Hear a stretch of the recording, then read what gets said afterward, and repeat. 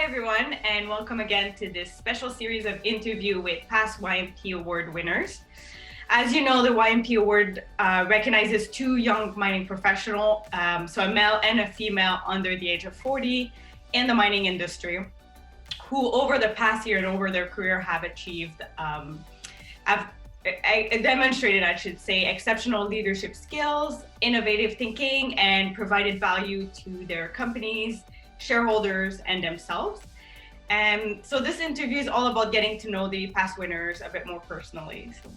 So today my guest is Alicia Wood. She's the founder and CEO of Covergalls, and she's also the 2017 YMP Eira Thomas Award.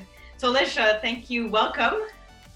Thank you very much, Bianca. Nice to see you virtually. And full disclosure, my dog may start to bark in the background. It's all good. Yes, last time we saw each other was like in person at our YMP Award event last year. But good to see you on the screen. So let's start from the beginning. How did you start your career in the mining industry?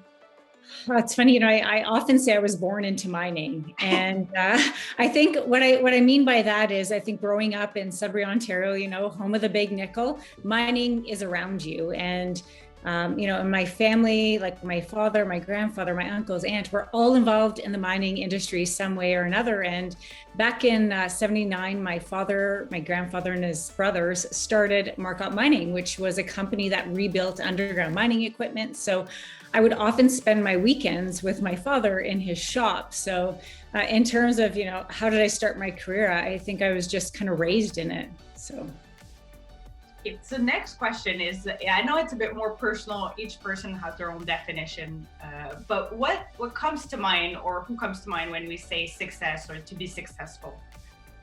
When I think about that, I think that's different for each and every person, right? Like everybody has their own definition or vision of what success is to them. And I think, for myself personally, I think, and also in your journey of your career, there's different, levels of success that you can achieve. But I think for me, what success is having a good strong support system around you, and just really having, making change and having an impact. And is there someone in the industry, could be more than one person, that you look up to? I think I've had two amazing mentors, kind of in my career, and they're still currently mentors to me. And that would be Patrice Marin. And I've known Patrice for a number of years. And when I first met her, I felt like she was like my soul mentor. Like we had known each other for forever. And so have become very close with her. And Ian Pierce has also played an important role in my career and just providing guidance and support along the way. So of course you're CEO of a company now, which means a leadership position. So what does it take, according to you, to be a good leader? I think for me, what's really important for me and the teams that I've managed and have led is about, open communication. I think, having open, honest communication is critical. I think creating an environment where your employees feel that they can, come to you with discussion. I think just having respect for each other. I've always said I've led in terms of a flat kind of organization where we all have a part to play. We may have different roles and responsibilities, but at the end of the day, we're all contributing to the outcome and the success of the company. So. And what advice would you give to your 20-year-old self? Oh, it's funny. You and I were talking about this earlier. I think, for me, 20 years ago, I felt, kind of getting to those titles was important to me. I wanted to kind of have an end goal of whether it was being a general manager or director of sales. And for some reason, that title was important to me. And I think this past year, in the pandemic, a lot of reflection, a lot of thinking back. And I think for me now, it's not so much about the title or the position. I think I want to know that the work that I'm doing is having positive impact. It's helping to change things and that I'm making a difference. So in terms of, what advice that I give my 20-year-old self is, not to focus on that title. I think just focus on the work that you're doing. And are you happy? Is it making a difference? That's what's important. I think that's really good. I think that'll resonate with a lot of young professionals out there that are listening. A bit of more of a personal question, but do you have a morning routine, whether it's pre-work or at work? It was funny. I was thinking about that, and I was reflecting on, like, every morning, what do I do? But now that everybody's working remotely and from home, and Very different. very much get up, get ready, get the kids organized, they go off to school, and then it's like I kind of get my diffuser going to, like, kind of feel a little relaxed. Like, I turn the news on, I make a matcha latte, and then I sit down and I grab a paper and pen. And I write out, what are the things that I need to tackle today? And it's just something I do religiously. And then I actually circle back at night and cross off. More than not, I'm adding more to the list for the next morning. Just that paper and pen is something that I do every day. And which book have you given the most? So recently, I have been recommending a lot, probably more to my girlfriends, is Pick 3. And Pick 3 is a book by Randy Zuckerberg. I had the opportunity to meet Randy, I guess maybe 2 years ago now, at Women's International Day event in Houston, Texas. She was the keynote, and I was speaking on a panel just before her. And she gave me a copy of this book.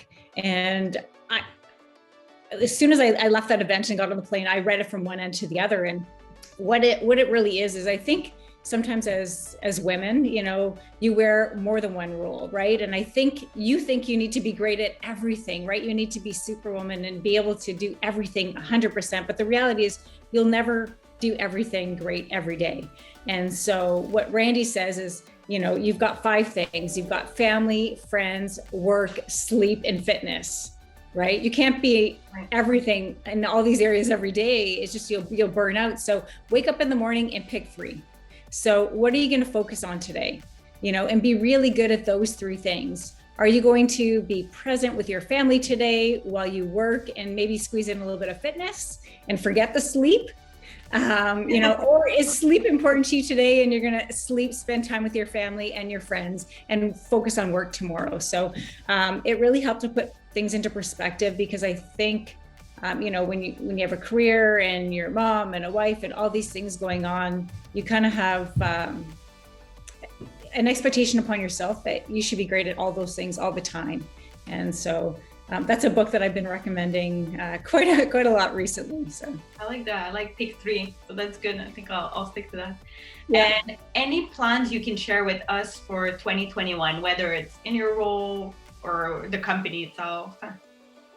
Yeah, definitely. For Covergalls, we've been, doing our part in the fight against COVID. And we took a shift and started to produce washable fabric face masks to help some of the mining companies that were donating a lot of their medical grade PPE back to the frontline healthcare workers. So from there, we recognize that we can continue to grow our product line and not just be the Covergall or a pair of, workwear shirts or pants. So looking to expand our product offering. And also we launched CG Aligned Consulting in the fall of 2019, just before kind of the pandemic hit. But what we're doing in the consulting space is working with companies to help them, kind of tackle their diversity inclusion strategies, initiatives, looking at workplace design. How can you create more of an inclusive work environment? Because workwear is part of that, right? I mean, if you're wearing your father's coveralls, how included do you feel? And do you really feel like you belong at that company or in that workspace? So I think for 2021, we'll focus on kind of consulting and working with companies to help them achieve the goals. Great. And just before we wrap up, do you have any advice you would give to our young professional, like our young mining, our YMP members or audience that are listening? Yeah, definitely. You know what? I would love to pass along advice that I received from one of my mentors, Patrice. And it was early on when her and I first met. And, she said, Alicia, you need to learn to become comfortable with the uncomfortable. And it's something that I hear in the back of my head all the time when I'm faced with a difficult situation or a challenge. And I just think, what would Patrice say? She would say, learn to become comfortable with the uncomfortable. And I think, also at the end of the day, you have 2 choices. You've got the choice to build someone else's dream, or you have the choice to build yours, and hey, go for it. Oh, I love it. I love it. That's great. Alicia, it's always a pleasure speaking to you. I feel like we've learned a bit more about you personally, so that's great. Thanks so much. And for anyone listening, just stay tuned for the announcement of the YMP Award winner of 2021. So, Thank you. Thank you.